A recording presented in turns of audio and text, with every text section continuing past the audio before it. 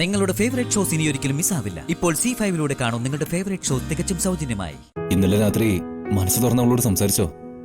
സംസാരമൊന്നും ഉണ്ടായില്ല.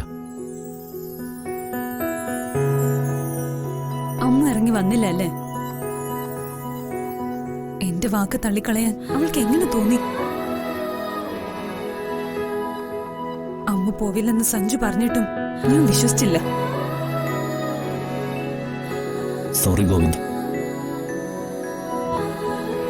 ലച്ചു വരാതിരുന്നില്ല. സ്വാതി പറഞ്ഞ സമയത്ത് തന്നെ അവൾ താഴെ വന്നു. പിന്നെന്താ സംസാരിക്കാതിരുന്ന? ഇതിപ്പോ സച്ചിയുടെ അവസ്ഥയായല്ലോ ഗോവിന്ദിനും. പറയാനുള്ളത് ആരുടെ മുമ്പിലാണെങ്കിലും എന്തിനാ ഗോവിന്ദ് പറയാൻ പഠിക്കുന്നേ? സ്വാതി ഞങ്ങളെ കുറ്റപ്പെടുത്താതെ സംസാരിക്കാൻ ഒരു അവസരം ഒത്തുവരണ്ടേ? ആരുടെയെങ്കിലും ഇടപെടലുണ്ടായോ? ഇടപെടലുണ്ടായി. ഈ വീട്ടിലുള്ളവരുടെ അല്ല, പുറത്തുനിന്നും വന്നവരുടെ.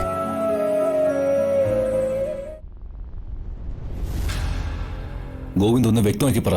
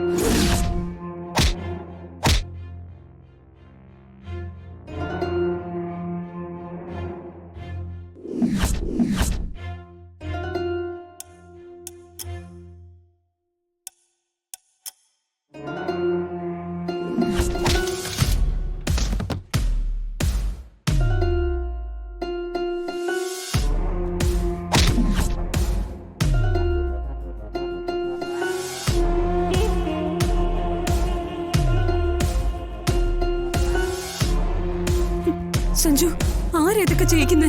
നമ്മുടെ ശത്രുക്കൾ ആരാണെന്ന് നമുക്ക് തന്നെ അറിയാവുന്നതല്ലേ? ദൈവമേ, അമ്മോന് എന്തെങ്കിലും പറ്റിയെങ്കിലോ? ഗോവിന്ദ് എന്താ ഞങ്ങൾ ഇതൊന്നും അറിയിക്കാതിരുന്നത്? വന്നവരെയൊക്കെ ഞാൻ കൈകാര്യം ചെയ്ത് വിട്ടു. അവരോടി രക്ഷപ്പെടുകയും ചെയ്തു. അപ്പോ നിങ്ങളെ കൂടെ ടെൻഷൻ അടിപ്പിക്കണ്ടെന്ന് ഞാൻ കരുതി. അമ്മോ ഇപ്പൊ എല്ലാവരുടെയും കണ്ണിലും കരടായിട്ടുള്ളത്. ഇത് ദക്ഷയെ കൂട്ടുപിടിച്ച് കവിത എളയമ ചെയ്തത് തന്നെയാ. സഞ്ജു, ഇതിങ്ങനെ വിടാൻ പാടില്ല. പോലീസിൽ കംപ്ലൈന്റ് ചെയ്യണം.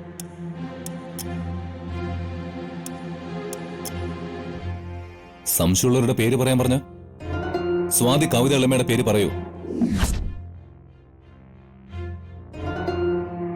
തെളിവില്ലാതെ പരാതിപ്പെട്ടിട്ടൊന്നും കാര്യമില്ല. നിങ്ങളൊന്ന് സൂക്ഷിക്കുന്നത് നല്ലതാ.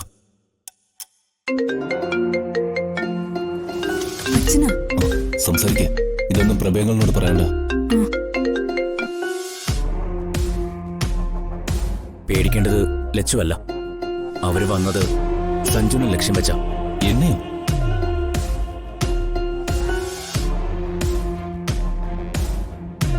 അതെ,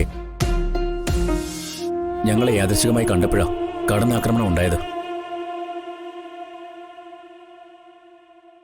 ഡൗൺലോഡ് ചെയ്യൂ C5 ആപ്പ്. കാണൂ എല്ലാ എപ്പിസോഡുകളും സൗജന്യമായി.